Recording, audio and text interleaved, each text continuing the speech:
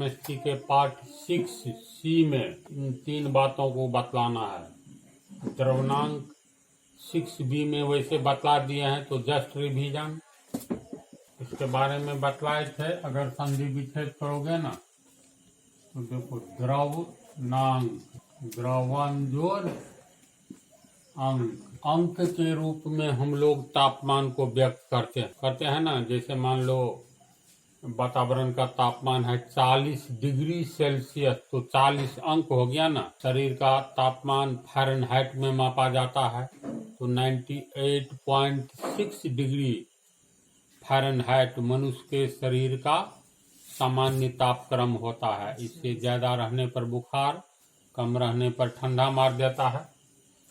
तो द्रवन जोड़ अंक मेल्ट मतलब होता है गलना, इंग्लिश टर्म ही है। तो गलने का काम ठोस करेगा कि द्रव करेगा, पहले इस पर आओ। तो कोई भी ठोस गल करके द्रव का रूप धारण करेगा, बल्कि द्रव तो नहीं गलता है। तो हमेशा याद रखना, द्रव्यनांक देखो बहुत सारी परिभाषा शब्द में ही छिपी होती है। इंग्लिश में देखो मेल्टिंग पॉइंट, मेल्ट मतलब गलना, अर्थात ऐसा तापक्रम जिस तापक्रम पर गलने वाला क्या होगा, गैस गलेगा नहीं गलेगा। इसके बाद द्रव गलेगा नहीं गलेगा, गलेगा तो ठोस। इसका अर्थ हुआ किसी भी ठोस का वह तापक्रम जिस तापक्रम पर वह ठोस गलने लगता है, तो गल करके बनेगा क्या, द्रव बनेगा। तो इसका अर्थ है वह तापक्रम जिस तापक्रम पर कोई ठोस द्रव का रूप धारण करने लगता है, द्रव का रूप धारण करने लगता है का अर्थ हुआ गलने लगेगा। तो उस तापक्रम को उस ठोस का द्रव्यनांक यानी मेल्टिंग पॉइंट कहते हैं। किसी ठोस का द्रव्यनांक मेल्टिंग पॉइंट वह निश्चित तापक्रम होता है जिस तापक्रम पर वह ठोस द्रव के रूप में बदलने लगता है। क्लियर है ना? ये सब रटने वाली परिभाषा नहीं है। द्रवन जोड़ अंक अर्थात द्रव के रूप में बदलने लगे। अंक का मतलब समझ जाओ, अंक के रूप में तापमान को व्यक्त किया जाता है। फ़ारेनहाइट, केल्विन, सेल्सियस ये सब बतला चुके हैं ना, तो इसको समझ गया। अब जैसे मैं इधर आए ठोस, इधर हो गया गलनांक। गलनांक कहो या द्रव्यनांक कहो, एक ही शब्द है, पर्यायवाची शब्द। गलनांक या गलन जोड़ अंक, गलन मतलब गलना, द्रवन जोड़ अंक यानी द्रव में बदलना। तो गले या द्रव में बदले, ये दोनों काम किसका होगा, ठोस का होगा। तो ये सब भी स्वतः मतलब समझ में आ जाने वाली बात है। तो गलनांक का परिभाषा कहो या द्रव्यनांक का, दोनों एक ही है। जैसे उस दिन बतलाए थे तुम लोगों को पिछले पार्ट में, लोहा ठोस है ना, कितना डिग्री सेल्सियस पर लोहा 15 द्रव के रूप में आने लगता है। तो 1535 डिग्री सेल्सियस तक लोहा को गर्म करेंगे तो वह द्रव का रूप धारण करने लगेगा। यानी 1535 डिग्री सेल्सियस तक लोहा को लगातार गर्म किया जाए, तापमान 1535 डिग्री सेल्सियस पहुंचेगा और लोहा द्रव का रूप धारण करना शुरू कर देगा, अर्थात गलने लगेगा। तो 1535 डिग्री सेल्सियस पर लोहा पिघलता है या द्रव का रूप धारण करता है, इसलिए लोहा का गलनांक या द्रव्यनांक 1535 डिग्री। इसके बाद तांबा, कुछ ठोस का हम लिख दिए हैं जिसको तो लोग याद रखना। लोहा से कम तापक्रम पर तांबा पिघलने लगता है 1083 डिग्री सेल्सियस। इसका कुछ अर्थ हो रहा है, पिछले पार्ट में भी बतलाए थे। तांबा के बर्तन में लोहा को गर्म कर सकते हो, मतलब पिघला सकते हो, गर्म तो हो सकता है लेकिन पिघलेगा नहीं। क्यों? क्योंकि लोहा के पिघलने से पहले तांबा पिघल जाएगा, क्योंकि तांबा का मेल्टिंग पॉइंट मात्र 1083 डिग्री सेल्सियस है। तांबे के बर्तन चढ़ाओ, उसमें लोहा का ये मतलब बुरादा छोटा छोटा पार्टिकल करके उसमें रख दो, हीट दोगे तो 1083 डिग्री सेल्सियस तापक्रम जाएगा, तो तांबा का बर्तन गलने लगेगा। लोहा तो 1535 पर गलेगा, गल करके तांबा नीचे गिर जाएगा, ये पिघल करके द्रव बन जाएगा, उसमें लोहा टिकेगा? नहीं टिकेगा। तो ये सब ऑब्जेक्टिव क्वेश्चन में विकल्प में 4 दे देगा। तांबे के बर्तन में लोहे को पिघलाया जा सकता है, लोहे के बर्तन में तांबे को पिघलाया जा सकता है, दोनों के बर्तन में एक दूसरे को पिघलाया जा सकता है। समझ रहे हो ना? तो एकमात्र द्रव्यनांक याद रखने पर यह क्लियर हो जाता है। लोहे के बर्तन में हम तांबे को पिघला सकते हैं, लेकिन तांबे के बर्तन में लोहे को नहीं पिघला सकते हैं। तो ये 4-5 ठो रट लेना है। फिर चांदी, चांदी का तो आभूषण भी न बनता है, तो चांदी का मान लो एक छड़ ले जाओ, और जिस तरह अंगूठी बनाना हो या नाक में कान में जैसा भी पहनने वाला आभूषण बनाना हो, और ये कल्पना करो चांदी का एक छड़ है, तो 2 बात होगी, या तो पीट करके इसको चादर का रूप दो तब बनाओ, तो बेहतर है इसको गर्म कर दो 962 डिग्री सेल्सियस पर। जब ये इसको गर्म करोगे तब ये चांदी पिघल जाएगा। पिघला हुआ चांदी, अब अंगूठी बनाना है तो अंगूठी का सांचा बनाया रहता है, पिघला हुआ चांदी उसमें दे दो, हीट एनर्जी निकलेगा, वायुमंडल में ठंडा होगा, और उस सांचा को निकाल लो, ये चांदी का अंगूठी अलग कर लो। तो फिर जिंक तो लोग देखा होगा, जिंक जस्ता है, वैसे समझो ना, कृषक सब जिंक डालता है खेत में पौधे के पीलापन को रोकने के लिए, फर्टिलाइजर के रूप में उपयोग किया जाता है, इसलिए देखा होगा जो किसान का बच्चा। फिर सोडियम मात्र 98 डिग्री सेल्सियस, और हम लोग के मतलब मनुष्य के स्वस्थ शरीर का तापमान 98.6, इससे थोड़ा कम पर ये सोडियम पिघल जाता है। 35 डिग्री सॉरी नहीं, पानी का क्वथनांक है ना 100 डिग्री सेल्सियस। तो अगर मान लो पानी में तू सोडियम डाल दो तो पहले सोडियम द्रव बनेगा और पानी में घुल जाएगा। सिर्फ सोडियम को गर्म करोगे तो 98 डिग्री सेल्सियस पर वह द्रव का रूप धारण करने लगेगा, यानी पिघलने लगेगा। पोटासियम का मात्र 63 डिग्री सेल्सियस। ये सब तुम लोग जैसे पढ़ोगे, धातु अधातु में सोडियम और पोटासियम को केरोसिन तेल में रखा जाता है, क्योंकि केरोसिन तेल से जब ये बाहर निकालेंगे उसमें आग लग जाएगी। ऐसा क्यों? तो ऑक्सीजन के साथ तुरंत प्रतिक्रिया करता है और उसमें आग लग जाती है। और मिट्टी तेल में यानी केरोसिन तेल में ऑक्सीजन होता ही नहीं है। ये मतलब ऐसा यौगिक है जिसमें कार्बन और हाइड्रोजन होता है। तो कार्बन हाइड्रोजन ऑक्सीजन नहीं है, कार्बनिक यौगिक है। तो इतना को तो लोग उतार लो। तब नेक्स्ट पॉइंट सब्लिमेशन। साधारण नमक का भी तो लोग लिख लो 801 डिग्री सेल्सियस। द्रव्यनांक हो गया। इसके बाद आ जाओ सब्लिमेशन, ऊर्ध्वपातन। देखो जनरली जो भी ठोस पदार्थ है इसको हम लोग गर्म करेंगे तो पहले वह द्रव का रूप धारण करेगा, और पुनः गर्म करते जाएंगे तो एक समय आएगा जब वह खौलकर वाष्प के रूप में बदलने लगेगा। डायरेक्ट गैस में बदल जाता है ना। तो वही तो बतलाने जा रहे हैं, पहले बात को सुनो ना।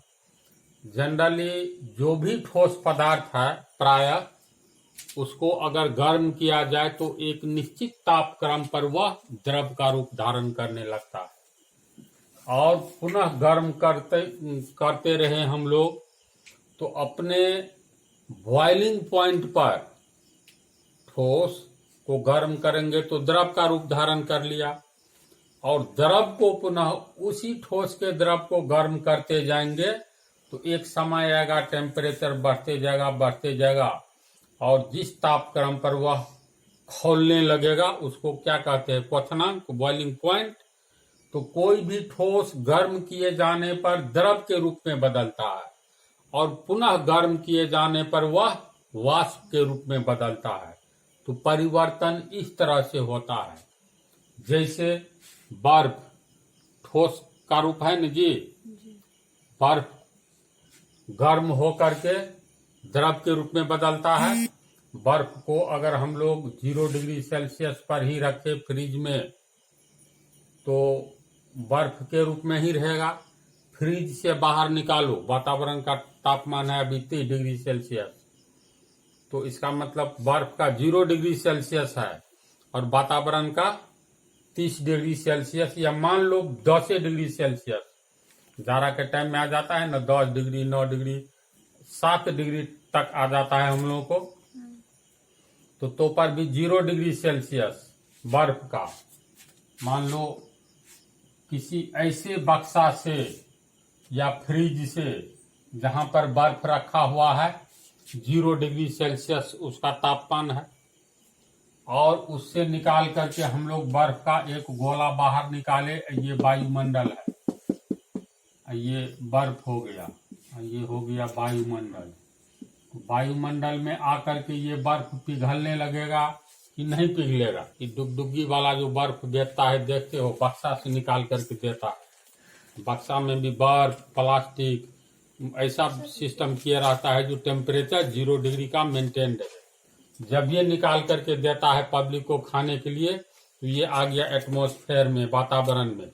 और वातावरण का तापमान कितना है? अभी हम लोग टी शर्ट ये सब पहने हुए हैं, तो निश्चित तौर पर 25 डिग्री सेल्सियस के आसपास है। मान लो अगर 10 डिग्री सेल्सियस ही है, ये अब आ गया खुले वातावरण में, तो इसका ये निम्न ताप है ना 0 डिग्री सेल्सियस।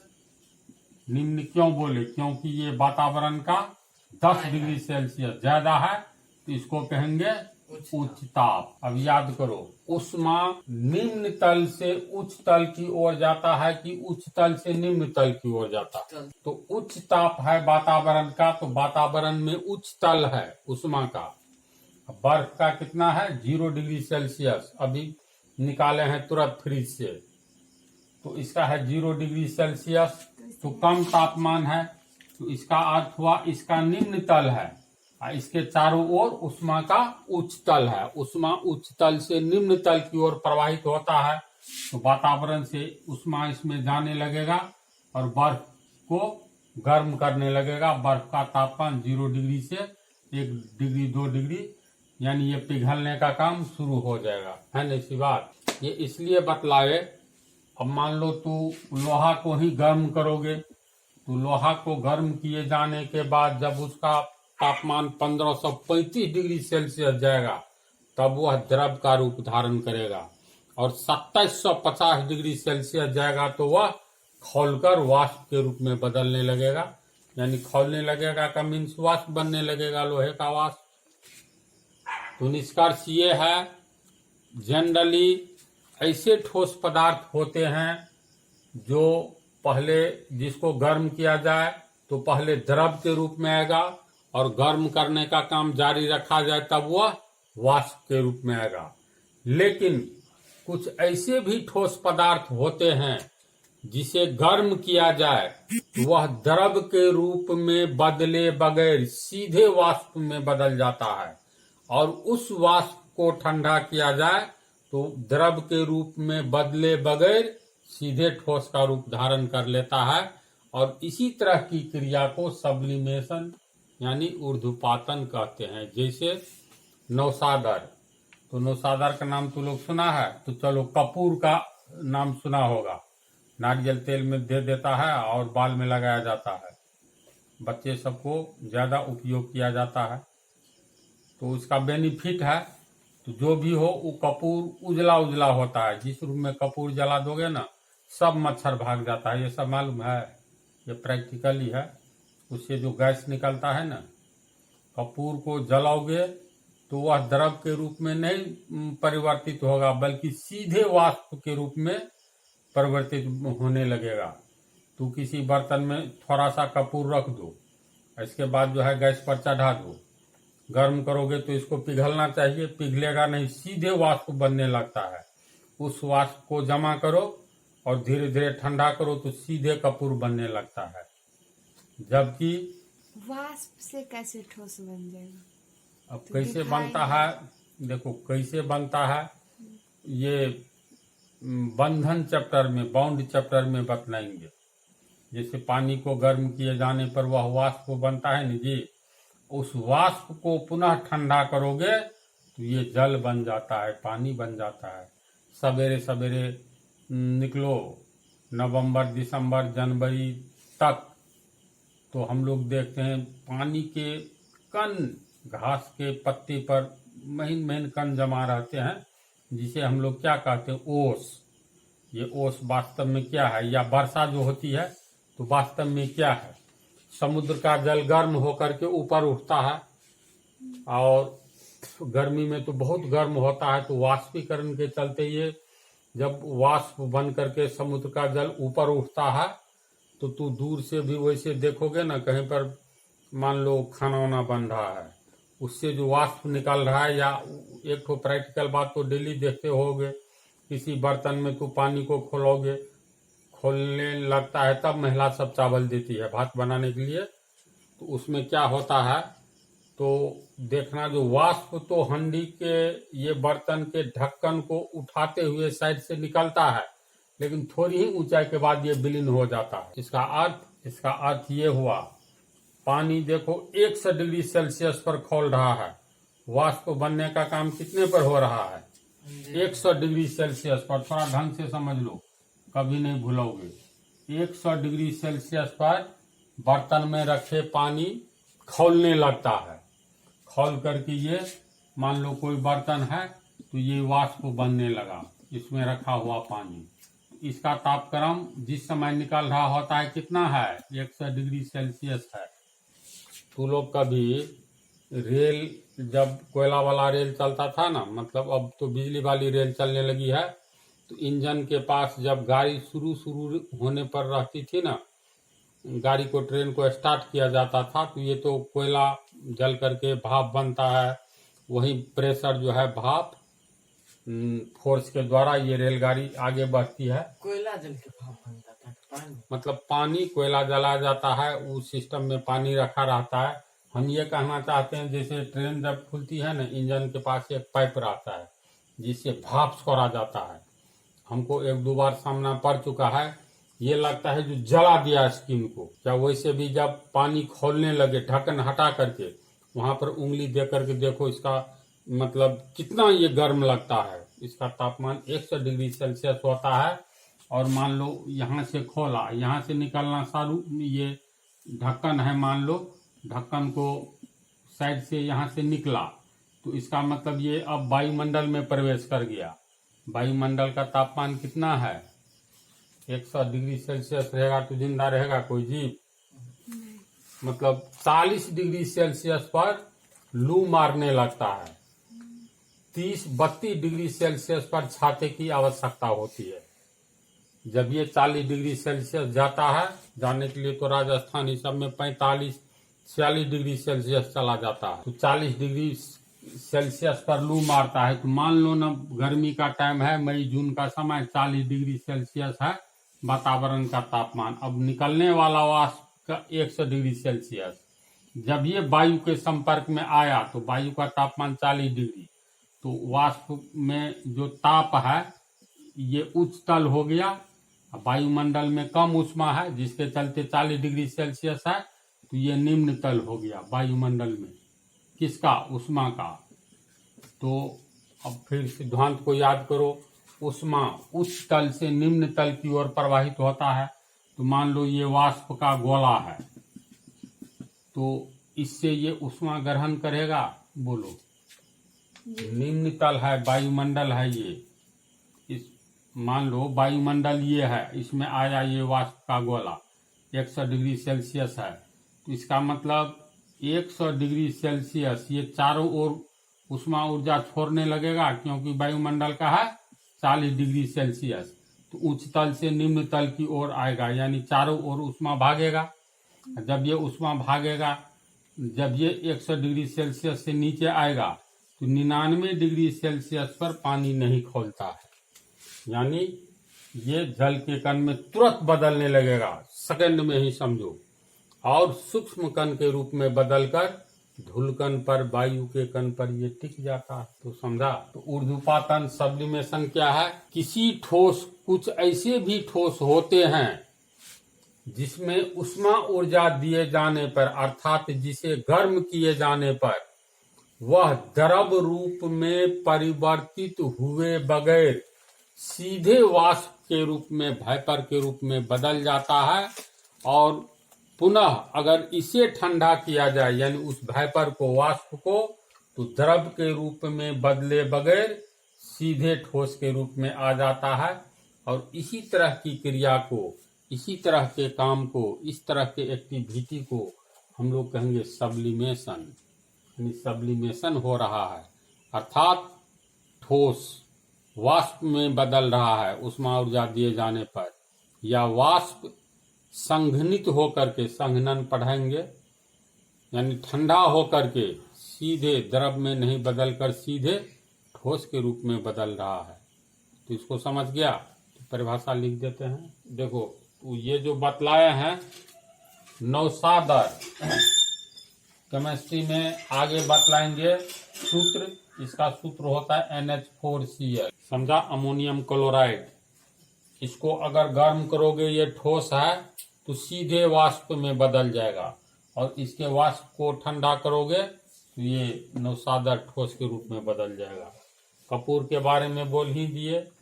तीसरा आयोडीन, और ये याद रखना, पहला, दूसरा, तीसरा। आयोडीन घुला भी जाओ तो ड्राई आइस, इसका नाम है ड्राई आइस, सूखा बर्फ, शुष्क बर्फ। ठोस कार्बन डाइऑक्साइड को कहा जाता है शुष्क बर्फ। अब कहोगे कार्बन डाइऑक्साइड तो गैस है, बतलाएंगे आगे, या वैसे भी वायु मिश्रण है विभिन्न गैसों का। तो ठोस कार्बन डाइऑक्साइड जब ये गैस है तो ठोस लग गया, इसका क्या अर्थ हुआ? ये कुछ डिग्री सेल्सियस पे ठोस आगे वाला पार्ट में बतलाएंगे। वायु एक मिश्रण है, आगे वाला पार्ट में मिश्रण सब आ रहा है। तो वायु मिश्रण है विभिन्न गैसों का, ऑक्सीजन का है, नाइट्रोजन का है, कार्बन डाइऑक्साइड, ये सब है न जी, जलवाष्प है, धूलकण है। तो अगर हम चाहेंगे तो वायु से इन गैसों को अलग कर सकते हैं। कैसे अलग कर सकते हैं? तो वायु को ठंडा करते जाएंगे। जब ये वायु का तापमान 0 डिग्री सेल्सियस आएगा तो वायु में उपस्थित पानी अलग, जल के कण अलग हो जाएंगे। बोलो, अलग, ठोस के रूप में अलग हो जाएंगे ना। 0 डिग्री सेल्सियस पर पानी बर्फ बन जाता है। फिर उससे नीचे ठंडा करते जाएंगे और उष्मा निकालते जाएंगे, -1 डिग्री सेल्सियस, -2, इस तरह करके। तो एक समय आएगा जो वायु में उपस्थित कार्बन डाइऑक्साइड गैस के रूप में जो है, ये तुमको द्रव के रूप में आएगा। ठीक है, सॉरी, द्रव के रूप में आना चाहिए, लेकिन द्रव के रूप में नहीं आकर ये सीधे कार्बन डाइऑक्साइड जो वायु में उपस्थित है 0 डिग्री के नीचे और टेम्परेचर में ले जाएंगे, यानी उष्मा निकालते जाएंगे। तो एक समय आएगा ये सीधे गैस के कण ठोस के रूप में बदल जाएंगे। और देखने में कैसा? तो रुई नहीं होता है बिल्कुल उजला, गंदी रुई नहीं, रुई जैसा एकदम सफेद, या बर्फ जो होता है उजला, उस टाइप का ये ठोस का रूप ले लेता है, सूखा हुआ एकदम। तो उसी को कहा जाता है ड्राई आइस, शुष्क बर्फ। याद रहेगी? तो ये क्या है? सब्लिमेट है। Sublimate means ऊर्ध्वपातन। सब्लिमेशन क्रिया में जो हमें प्राप्त होता है उसे सब्लिमेट कहते हैं। यहाँ पर लिख दिए हैं, ऊर्ध्वपातन के फलस्वरूप प्राप्त ठोस पदार्थ सब्लिमेट कहलाता है। यानी किसी गैस को, जैसे मान करके चलो नौसादर को हम लोग गर्म करेंगे तो ये गैस के रूप में बदल जाएगा सीधे। तो उदाहरण में ये हो गया ऊर्ध्वपातन जो पढ़ाए हैं, तो कौन कौन सा पदार्थ मतलब सब्लिमेट है, कहने का अर्थ ये सीधे गर्म किए जाने पर गैस के रूप में बदल जाते हैं, और गैस को पुनः ठंडा किए जाने पर ठोस के रूप में आ जाता है। तो उदाहरण के रूप में है जैसे नौसादर, इसको गर्म करेंगे तो सीधे वाष्प बनेगा, और इसके वाष्प को ठंडा करेंगे तो ठोस के रूप में नौसादर प्राप्त हो जाएगा। कपूर का यही हाल है। आयोडीन भी, ड्राई आइस, इसको अगर हम लोग गर्म करेंगे तो ये बगैर द्रव में बदले सीधे कार्बन डाइऑक्साइड के रूप में पुनः बदल जाएगा। और कार्बन डाइऑक्साइड को अगर हम ठंडा करते जाएंगे तो वह शुष्क बर्फ के रूप में बदल जाएगा। ये तुमको याद रखना बहुत जरूरी है। वैसे ये सब भी, लेकिन ये भी है। तो आज सब्लिमेट देखो किसे कहेंगे। ऊर्ध्वपातन यानी सब्लिमेशन के फलस्वरूप प्राप्त ठोस पदार्थ सब्लिमेट कहलाता है।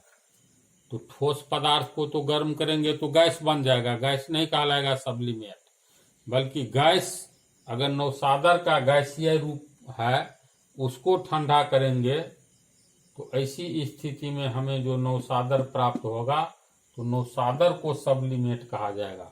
समझा। कार्बन डाइऑक्साइड को अगर हम ठंडा करेंगे तो द्रव में नहीं बदलेगा, सीधे ठोस में। तो ये प्राप्त ठोस हो गया शुष्क बर्फ। किसे ठंडा किए जाने पर? तो कार्बन डाइऑक्साइड को ठंडा किए जाने पर। तो गैस परिभाषा क्या है? जब किसी ठोस को अगर गर्म करे बगैर द्रव में बदले सीधे ठोस वाष्प के रूप में बदल जाए, गैस के रूप में, और उस गैस को ठंडा करे तो द्रव में बदले बगैर सीधे ठोस में बदल जाए, तो ऐसे ठोस पदार्थ को सब्लिमेट कहेंगे। ऐसी क्रिया को ठोस से गैस में बदलना, सीधे गैस से ठोस में बदलना, ये क्रिया हो गया सब्लिमेशन। समझा ना। सिर्फ इतना ही नहीं परिभाषा है जो कोई ठोस गर्म किए जाने पर सीधे वाष्प में बदल जाए तो ऐसी क्रिया को हम लोग सब्लिमेशन नहीं कहेंगे। जब वह सीधे गैस में बदला तो इसका अर्थ उस गैस को ठंडा करेंगे तो द्रव में नहीं बदलकर सीधे ठोस में बदलेगा, तो इसका ठोस रूप कहलाता है सब्लिमेट। तो नौसादर क्या हो गया? सब्लिमेट। समझा। ड्राई आइस शुष्क बर्फ सब्लिमेट हुआ। Iodine sublimate. कहेगा एक सब्लिमेट का नाम लिखे या दो का लिखे तो समझ जाएगा ना। तो चलो तुम लोग इसको उतारो। ये दो टॉपिक तुम लोगों को हो गया है। विश्राम हम एक बार पढ़ाए भी हैं, तो अगले पार्ट में डिटेल में बतला देंगे। ये बायोलॉजी का भी टॉपिक है, केमिस्ट्री का भी टॉपिक है, और समझो फिजिक्स का भी टॉपिक है। तो अगले पार्ट में डिफ्यूजन बतलाएंगे।